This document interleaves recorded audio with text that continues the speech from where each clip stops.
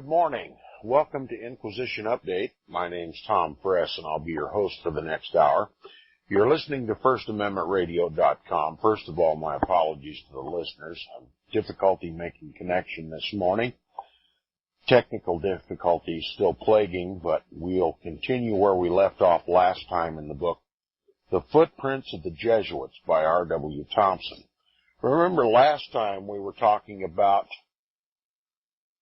the Roman Catholic journalists and writers from around the world who went to the Vatican to seek advice from the papacy. First, the question I have is, why would the press seek to go to the Vatican to get advice from the Pope on how to do their jobs?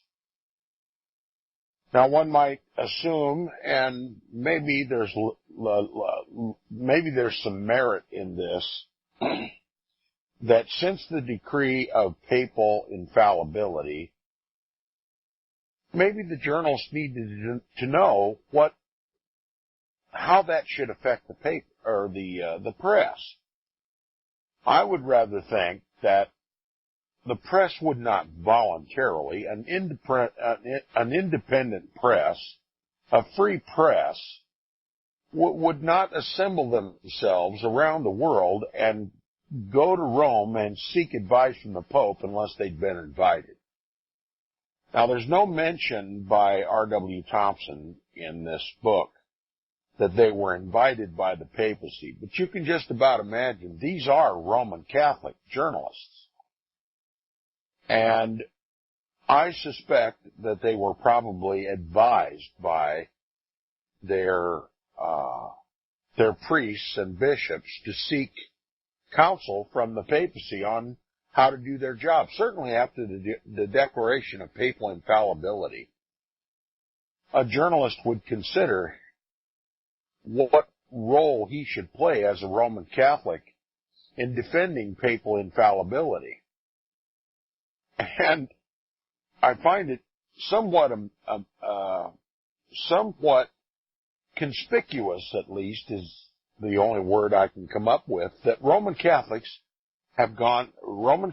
press members have gone to Rome to seek his advice. Nonetheless, he says, let's see, where was I? It says, let me go back here. Well, I had the place marked, and I don't see it here. It says, whilst, of course, other matters might have been included in the conference, was the course which the public press should pursue with regard to this great question, which absorbed all others, that is, whether the Kingdom of Italy should be accepted as an accomplished fact and the loss of the temporal power acquiesced in, or the power of the press should be employed to agitate the question of restoration and to demand it as a right divinely established. So they're going to settle the question, should we support the revolution or should we support the temporal power? We as Roman Catholics in the press. They're asking the Pope, should we support and side with the revolutionaries in Italy who simply want to form their own government, their own constitution, and their own laws? Or should we defend the papacy who says that they are in abject rebellion against the divine right rule of the Pope over temporal affairs in Italy? That the Pope is the rightful king of Italy, not the people. What role should the press have?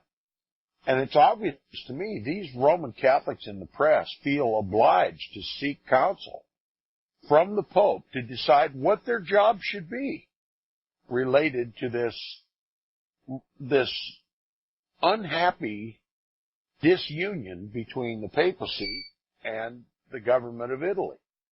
And he says those present were not all united in opinion.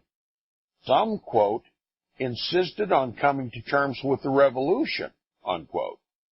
That is, upon not involving themselves in traitorous plottings against the government of Italy. They had some conscience, these Roman Catholics.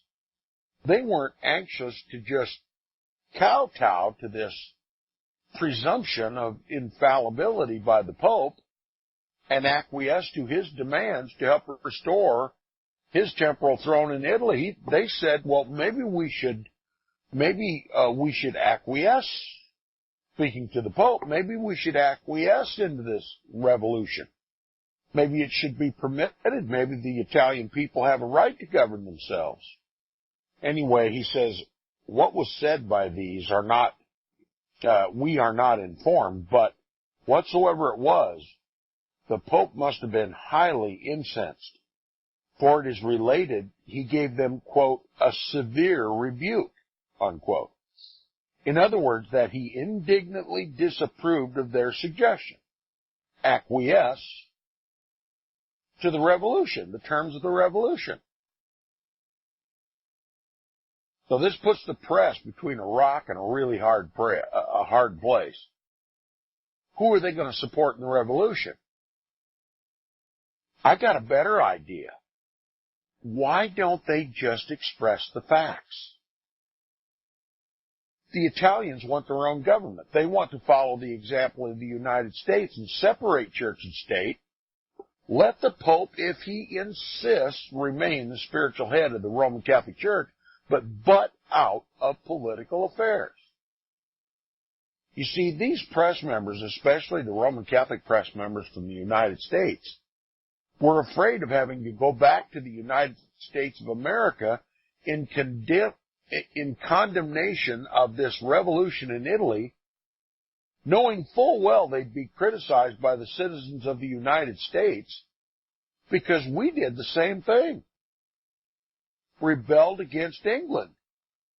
And we wanted to separate church and state, where church and state had been united in Italy, or in England. We would be the pot calling the kettle black to support the papacy over Italy and to support the people over the United States. Quite a quandary the press is in, and the author makes pains to make sure we understand these are Roman Catholic journalists. And so now the question has become, is the separation of church and state really lawful? Have we erroneously overthrown the temporal power of the Pope in this country? Should we reform our constitutional form of government and put ourselves back under the temporal power of the Pope? How are these press members, if being Roman Catholic and supportive of the Pope's temporal power, how are they going to come back to the United States and do their jobs according to the papacy's point of view and sell papers? They're not going to make a living. So what they must do is come back to the United States and do their job as loyal Roman Catholics without exciting Protestant opposition. That's what they've done in this country. That's what they've done. He said, what was said by these were, we are not informed, but whatever it was, the Pope must have been highly incensed.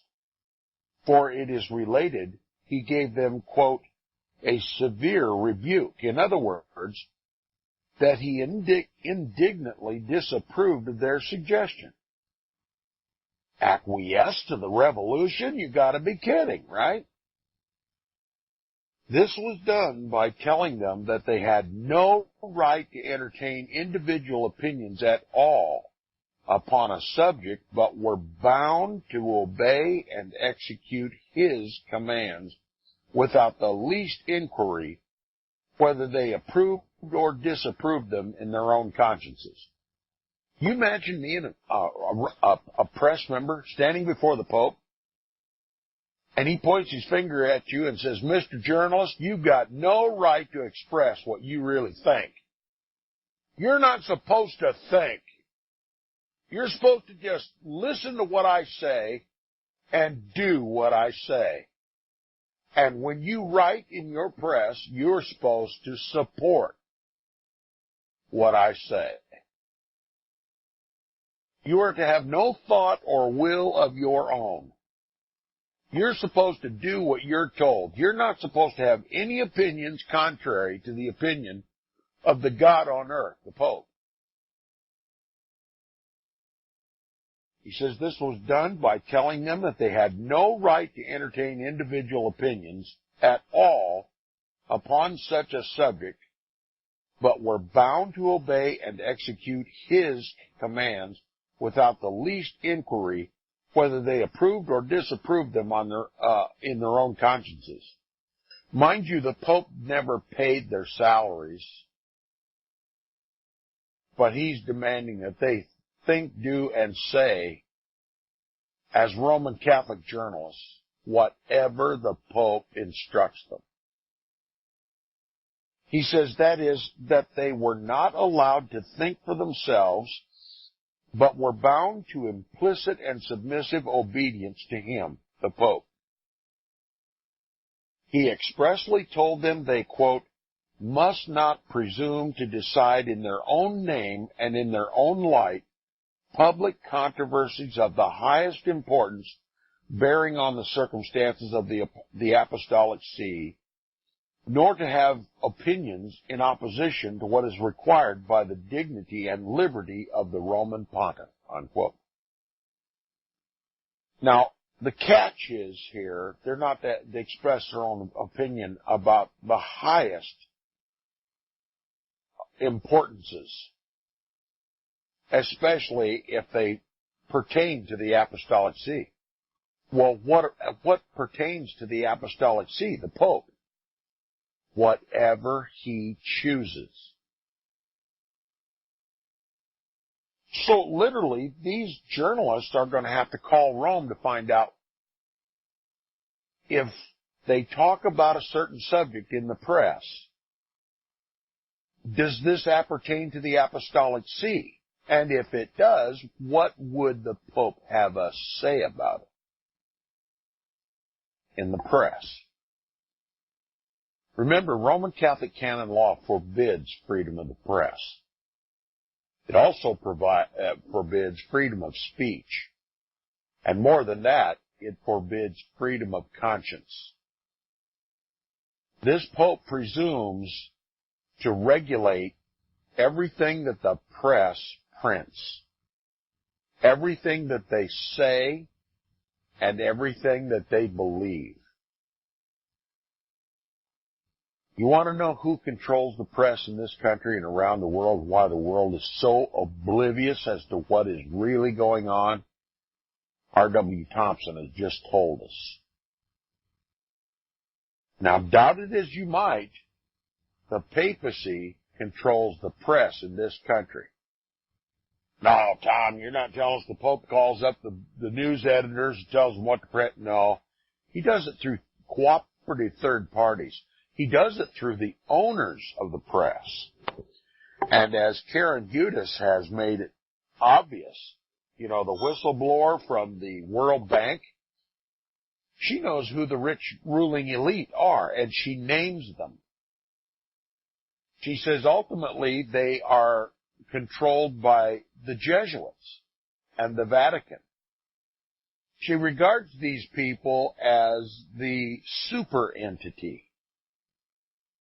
She says they are the ones who control the banks, the Federal Reserve Bank, the World Bank, and all the other banks. She mentions the Rothschilds. And of course we know from F. Tupper Saucy's book, Rulers of Evil, the Rothschilds are the guardians of the Vatican treasury.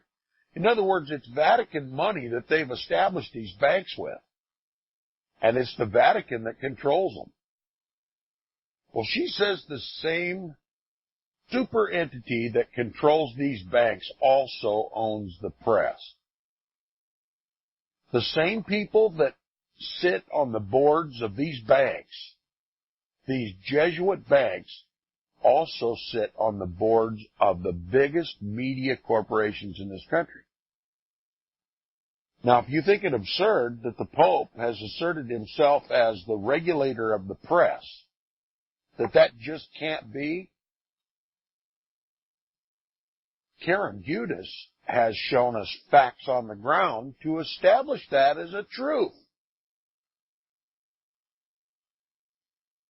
Now, I defy anybody else to come up with a better explanation why the press doesn't tell us the truth.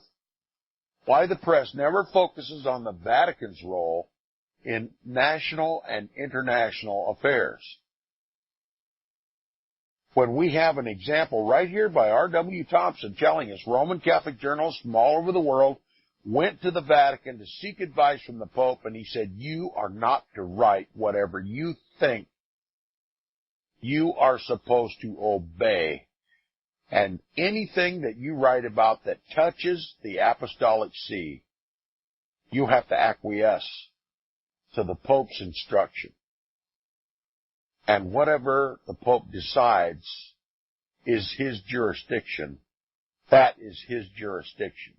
So therefore you must clear anything and everything you write to make sure that you're not trampling upon the divine right of the Pope to rule and to teach and to govern. He expressly told them they, quote, must not presume to decide in their own name and by their own light public controversies of the highest importance bearing on the circumstances of the apostolic see, nor seem to have opinions in opposition to what is required by the dignity and liberty of the Roman Pontiff, unquote. R.W. Thompson says the reason he assigned was the entire and absolute sovereignty which the temporal power, added to the spiritual, gives the Pope over all governments, peoples, and opinions, because, quote, there is no power on earth which can pretend to be superior or even equal to it in the legitimacy of the right and title from which it sprang. The papacy, the right and title from which it sprang, is Christ himself. The Pope literally told these press members, I am Christ on earth, and you have no right to print in your media outlets anything contrary to the will and the wishes and the opinions of the God on earth, Christ on earth, the Pope. Now, if that's not Antichrist, I don't know what it is. We cherish freedom of the press. I particularly cherish freedom of the press, freedom of speech, freedom of conscience. But the Pope says no. I once exercised my right of free speech on amateur radio. And the federal government, the Federal Communications Commission, that part of the Federal Communications Commission which had been given jurisdiction over amateur radio, allowed for a period of at least 7 years unrestrained, malicious, and continual and nightly interference in my transmissions. It's a violation of Federal Communications Commission's rules to maliciously or intentionally interfere with another licensed station. And yet it continued for as many as 8 to 10 hours every night for a period of 7 years, and no one got filed upon. The Federal Communication Commission has capabilities, sophisticated technological capabilities, to hone in on a signal, a violating signal, locate it, and then send officers of the Federal Communications Commission's Enforcement Bureau to stop those illegal transmissions. Not one effort was made by the Federal Communications Commission to stop those illegal transmissions. And not only that, but the Amateur Radio Relay League, which has become a pseudo-government institution governing amateur radio has its own enforcement its own enforcement resources, and they are called official observers. They are the ones who monitor the goings-on amateur radio and make recommendations to the Federal Communications Commission, Amateur Radio Enforcement Bureau for enforcement action. They took no steps to stop the jamming of my transmissions, and more than that, they sent me official observer cards informing me that my discussions would be better held on another service, such as the Internet or shortwave radio, but not on ham radio. In direct violation of the First Amendment to the Constitution. And people think I'm crazy when I tell them the Pope is behind all of this attitude to allow jamming on amateur radio of transmissions made by me exposing the Vatican Jesuit-led New World Order. I insist on the right to free speech. And I'm going to carry on, even on amateur radio, if I can find just one to participate with me. We've come off the break. We'll be back right after this.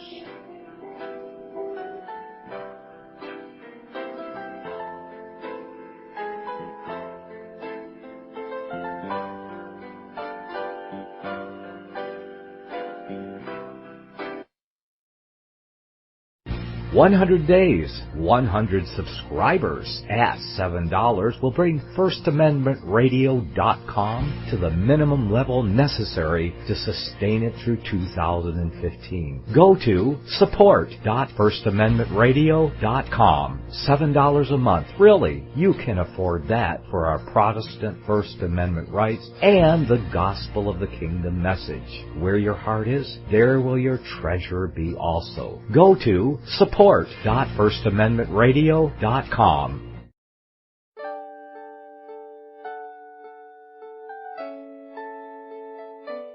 The program you are listening to is 100% sponsored by you, the listener, on this First Amendment Rights Media channel. You will notice that there are few commercials on this radio network. There's a good reason for that. Corporate advertising dollars come with strings that limit program content. So without your help, these programs cannot continue on Internet or our several affiliates. If you benefit by the educational law programs, we ask you to give. If you are admonished or nurtured by the Bible and ministry programs, we ask you to give. If some voice a cause that you are passionate about, we ask you to give. If you believe in any of these, we ask you to support them as you would a missionary on a continual basis, as if giving a tithe for missionary radio. These programs are not commercially viable and must be supported by those faithful to the cause of truth. Look for the button to sponsor your favorite programs at our listen and schedule pages on the Internet.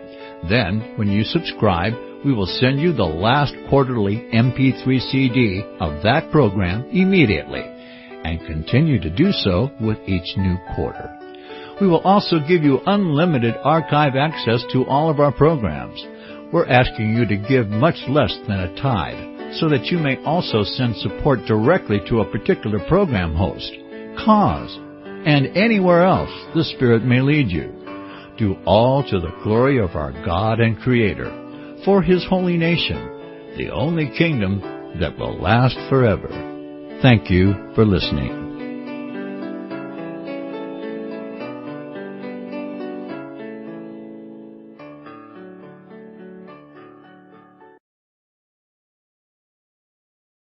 In this day of economic uncertainty and soaring unemployment, safe investments are often hard to find. But investing in the precious metals is the safest investment of all, because gold and silver is real money. Government-printed currency is not. Call Melody Cedarstrom at Discount Gold and Silver Trading Company at 1-800-375-4188. Melody has been helping people secure their financial future for over 10 years. While others in the business claim honesty, Melody will deliver. Give her a call, 1-800-375-4188. That's 800-375-4188.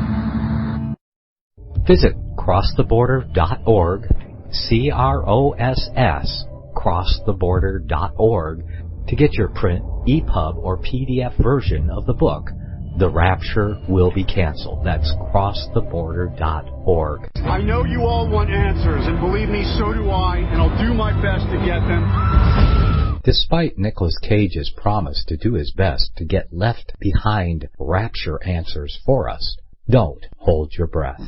Not everyone believes Left Behind is true prophecy. Some may even regard as conspiratorial the mainstream re-release of the Left Behind movie with actor Nicolas Cage portraying the main character as an attempt to further reinforce in the minds of all this perception of false prophecy in order to condition the masses for the play about to begin. If you want true Bible prophecy answers, get the book, The Rapture Will Be Canceled. The author exposes the Latin rapture origin, the 7-year tribulation deception, true Bible revelation of Daniel's 70 weeks, the abomination of desolation, the restrainer, America in the Revelation, the image of the beast and the mark of the beast, and the truth about God's chosen people, and so much more about Bible prophecy. This book will shatter the Left Behind paradigm of future events. Get the book, The Rapture Will Be Canceled. Visit crosstheborder.org, CROSS, crosstheborder.org, to get your print, EPUB, or PDF version of the book, The Rapture Will Be Canceled. That's crosstheborder.org.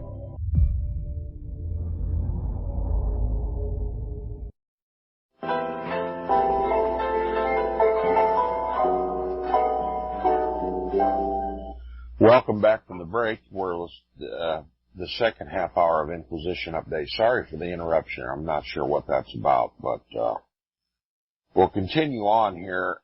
Look, R.W. Thompson's telling us that the press from all over the world, Roman Catholic press members, you wouldn't think a Protestant press member would go to the Pope and ask him opinions or his advice upon how an American pressman, a Protestant press, should do its job.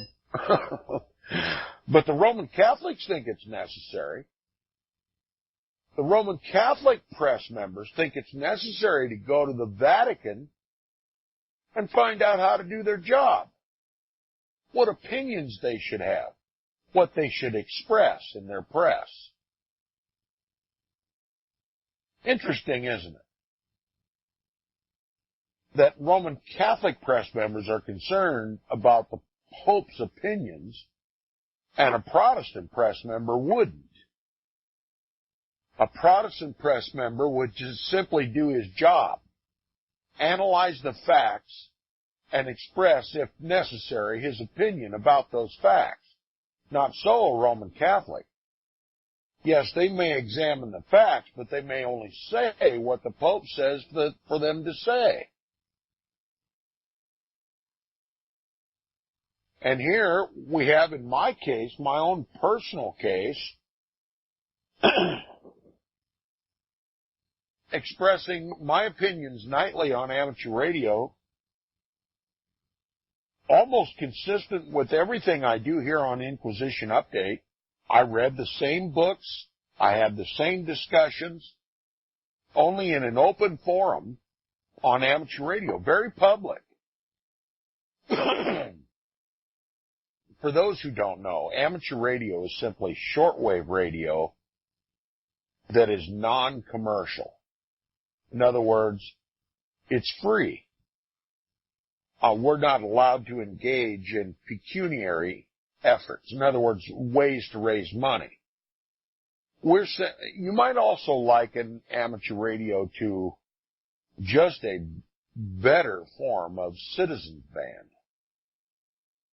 Rather than local communications, amateur radio is global communications.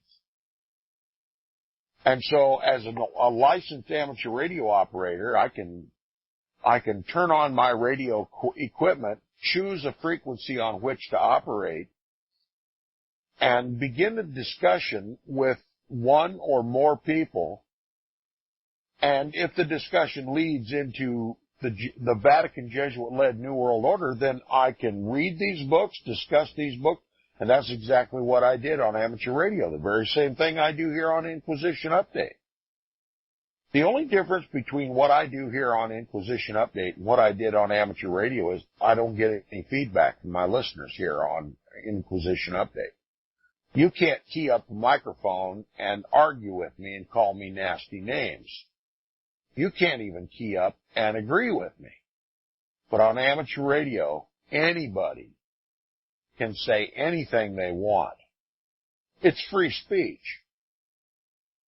Except for the fact that on amateur radio, if you get a group of people together that want to focus on a particular subject, and they've all agreed to participate in that discussion, and someone else tries to barge their way into the discussion in order to disrupt, that is called by the Federal Communications Commission's rules and regulations malicious and intentional interference. And that's an actionable violation. And one's license can be suspended or revoked for such behavior. Now, as long as people were interested and asked questions and made comments about the readings of these books, all went well. But if a Roman Catholic who knew nothing about his church or simply wanted to defend it, right or wrong, wanted to make a comment, it became a disruption. And they tried to monopolize and filibuster the frequency so that the discussion could not continue.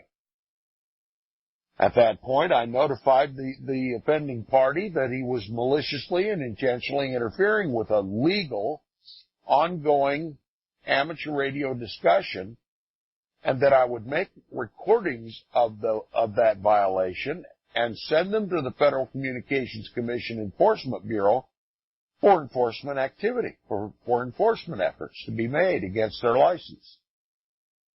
Well, of course, the complaints fell on deaf ears because the chief legal counsel for amateur radio enforcement was a Roman Catholic. And when he finally retired, he got to handpick his successor. Both of which, the previous special counsel for amateur radio enforcement and the current counsel for amateur radio enforcement, were hired by the same Roman Catholic. There's no free speech on ham radio. As a matter of fact, the Federal Communications Commission now will violate its own rules in order to stop discussions about the Vatican Jesuit-led New World Order on amateur radio. For all intents and purposes, I'm not allowed to talk on ham radio, at least not about the Vatican Jesuit-led New World Order. I'm not allowed to read this book, The Footprints of the Jesuits by R.W. Thompson, not by any enforcement action that was taken upon me. They can't dare. I'm protected by the First Amendment. My speech is legal. I'm exercising my American responsibility, my Christian responsibility to inform and alert American amateur radio operators about the Vatican Jesuit-led New World Order. They can't legally go after me without embarrassing themselves and showing themselves in direct opposition to the First Amendment of the Constitution. So they simply sought a backdoor way to stop my communications, and that is by suggesting that they would allow as many as would choose to maliciously and intentionally interfere with my communications until they drove me off the air. So that they can stand back like the Pope and say, I had nothing to do with it. While in fact inciting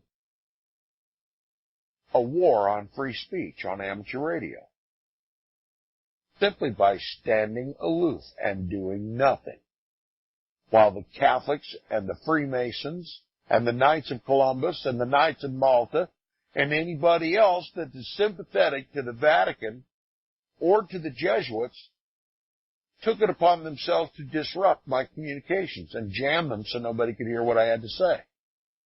It's called backdoor enforcement or backdoor dismissal of the First Amendment.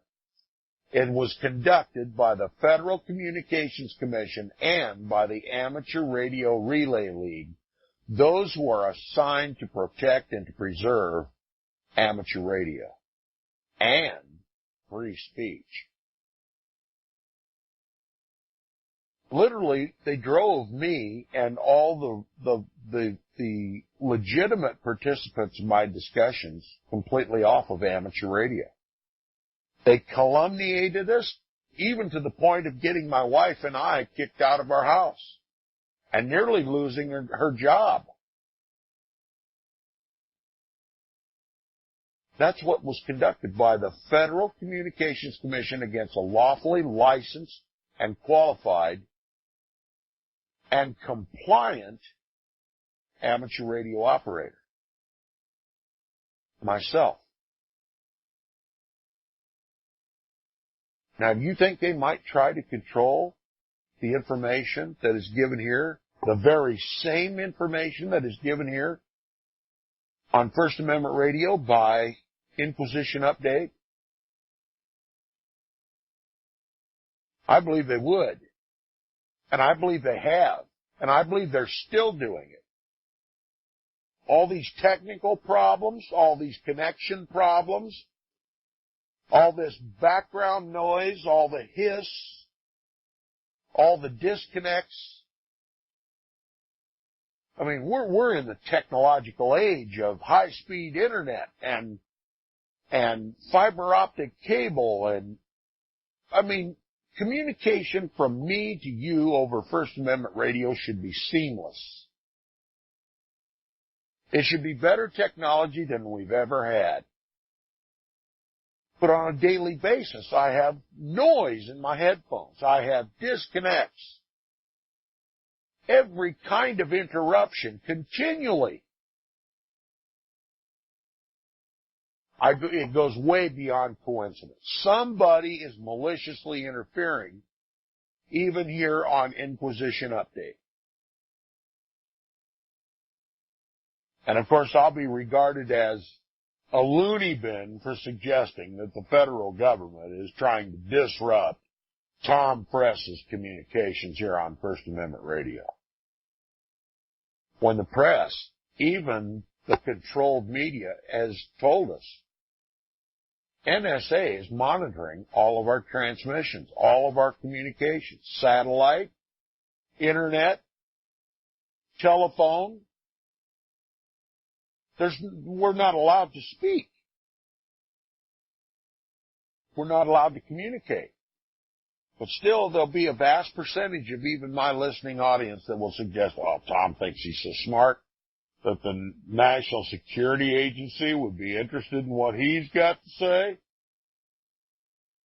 Well, look, if R.W. Thompson is telling us the truth, if it is the truth, certainly they're not going to want me or anybody else, including Karen Hudis, a World Bank whistleblower, to tell the truth about the Vatican and the Jesuits. And I'm telling you, only in far, far greater detail, the truth about the Vatican and the Jesuits, as is Karen Hudis, the World Bank whistleblower.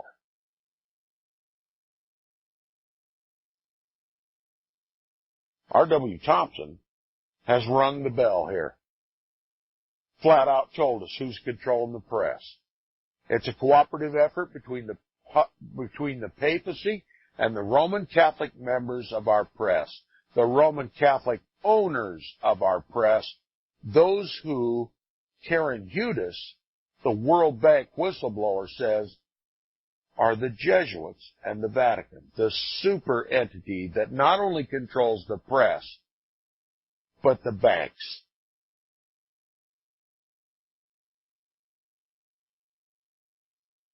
It's not far-stretched. It's not a stretch at all to suggest that the federal government, the Federal Communications Commission, NSA, CIA, FBI, are all controlled by this same super entity that controls the press and the banks.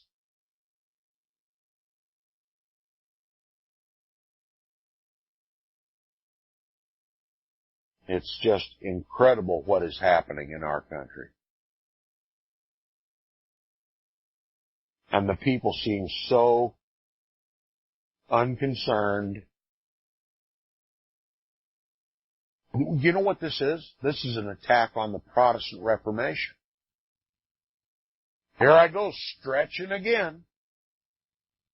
Listen to what R.W. Thompson says. The reason he assigned was the entire and absolute sovereignty which the temporal power added to the spiritual gives the Pope over all governments, peoples, and opinions.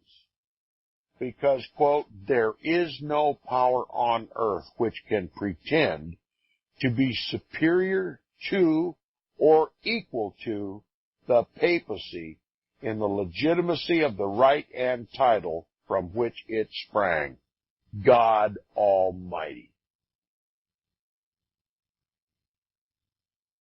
You suppose if God Almighty doesn't like me telling his little secrets that he wouldn't instruct even the most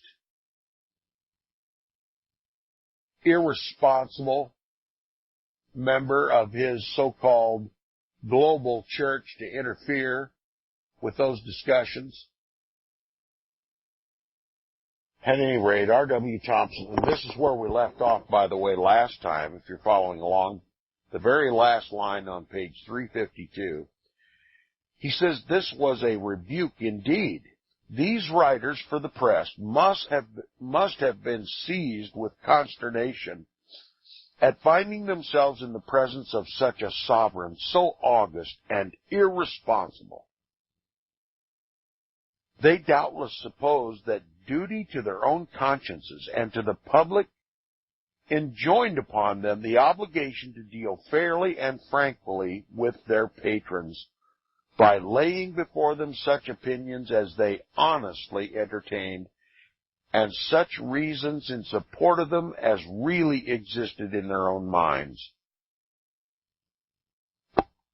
R.W. Thompson says these are the legitimate fruits of the liberty of the press, as is shown by the fact that in countries where this liberty is maintained, there is no class of people more independent than public journalists, or whose views on that account are more appreciated and influential. It is not stated that those who assembled in Rome, quote, from all countries, unquote, to seek advice from Pope Leo XIII were of a different class.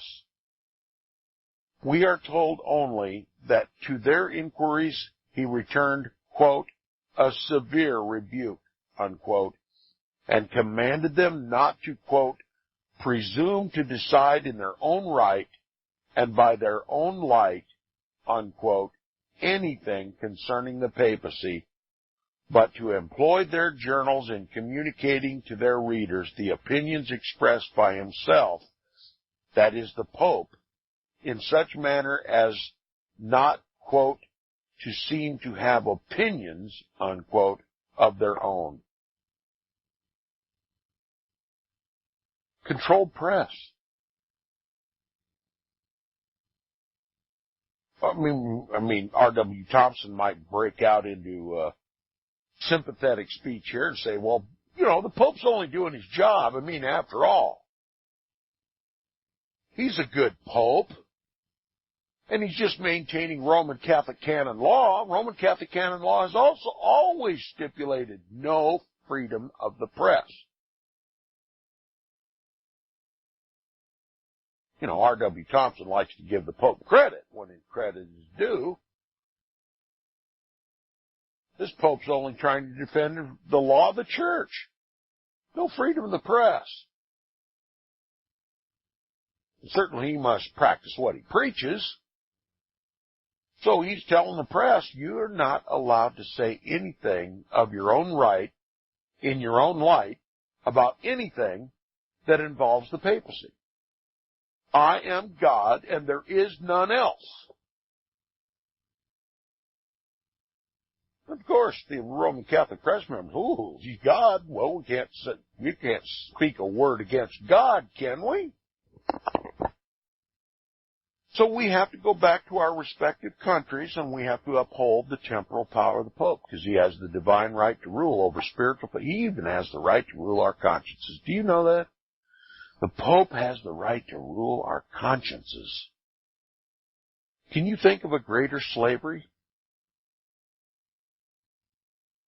You know, Paul had a ruler of his conscience, and he called himself a slave. But it wasn't the Pope who had enslaved him.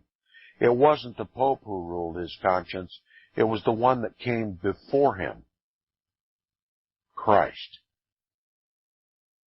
He came in his Father's name. But the Pope comes to the world in his own name, a name that was not given to him by the Father. He comes in a name that he arrogated to himself. Vicar of Christ, the replacement of the Son of God on earth. He is a world-class blasphemer, and the press takes their orders from him. And that's why when you turn on the television or you turn on the radio or you read a newspaper, you're getting nothing but indoctrination. You are led astray. You don't have a clue what's going on in this world. So why don't you shut off the indoctrination system, unplug the television, yes, unplug it from the wall. That's the least you can do. I would highly suggest taking it out on a very hard surface and getting a very hard hammer and busting it into a million pieces and putting it in the trash. And don't replace it. The same thing with your newspapers. If the mailman, without your consent, stuffs your mailbox full of unsolicited news and information in the printed form, just simply roll it up and use it to light your fireplace. But for heaven's sakes, don't read it. Garbage in, garbage out. And what is coming out of the mouths of Americans, as I have experienced personally over the last 10 years on amateur radio, all that comes out of a man's mouth today is garbage. Because nothing of any value or any truth has gone in through any form of media. They're all controlled. The Ministry of Information is entirely corrupt. White is black and black is white. Good is evil, evil is good. It's no wonder Americans can't think for themselves anymore. They've given up their manhood. They've given up their ability to think for themselves. They've thrown away the greatest instruction for life that has ever been written, the Bible. And they sit on their fannies, their derrieres, and listen to garbage, and they repeat that garbage as though it were intellect. And R.W. Thompson tells us where all this garbage comes from. The one who controls the press, the one who controls the Federal Communications Commission, who is in charge of the Internet and amateur radio. They've got control of our government. They being the papacy. And all the subordinate orders that serve the papacy, all the secret societies, all the holy orders, the Dominicans, the Franciscans, the Gregorians, and on and on and on. The Knights of Columbus, the Knights of Malta, Freemasonry. They all serve the Jesuit general, and total information control is their aim and game, and it's nowhere better exercised than right here in free America. Through our own national security agencies, through our own CIA, through the FBI, through the mainstream media. What's the motive of all this control? to bring upon the world something which the world would never submit to if it were given a choice. We're being forced upon us a global monarch.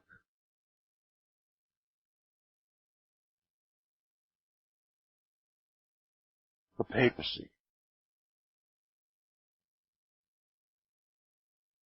And we haven't got much time to educate ourselves. If we have any time at all, it may not be enough to save our lives, but might save our souls. Without realizing it, I spent 50 years of my life, when I thought I served Jesus Christ, I was serving a diabolical system that was aimed toward raising the papacy to global supremacy in a global, quote-unquote, Christian society where there would end all wars, end all poverty, but would enslave every man, woman, and child to sin against God Almighty. It's a hideous state of affairs, and I'm not allowed to talk about it, either on amateur radio or Inquisition Update. And I think it's time to do something about it. That's all I have time for today. I hope you'll forgive me my passion. And I'll return to the broadcast tomorrow. Inquisition Update on FirstAmendmentRadio.com. Thanks for tuning in. I'll see you then. Visit crosstheborder.org, C-R-O-S-S, crosstheborder.org, to get your print, EPUB, or PDF version of the book, The Rapture Will Be Canceled. That's crosstheborder.org. I know you all want answers, and believe me, so do I, and I'll do my best to get them. Despite Nicolas Cage's promise to do his best to get left behind rapture answers for us, don't hold your breath. Not everyone believes Left Behind is true prophecy. Some may even regard as conspiratorial the mainstream re-release of the Left Behind movie with actor Nicolas Cage portraying the main character as an attempt to further reinforce in the minds of all this perception of false prophecy, in order to condition the masses for the play about to begin. If you want true Bible prophecy answers, get the book, The Rapture Will Be Canceled. The author exposes the Latin rapture origin, the 7-year tribulation deception, true Bible revelation of Daniel's 70 weeks, the abomination of desolation, the restrainer, America in the Revelation, the image of the beast and the mark of the beast, and the truth about God's chosen people, and so much more about Bible prophecy. This book will shatter the Left Behind paradigm of future events. Get the book, The Rapture Will Be Canceled. Visit crosstheborder.org, C-R-O-S-S, crosstheborder.org, to get your print, EPUB, or PDF version of the book, The Rapture Will Be Canceled. That's crosstheborder.org.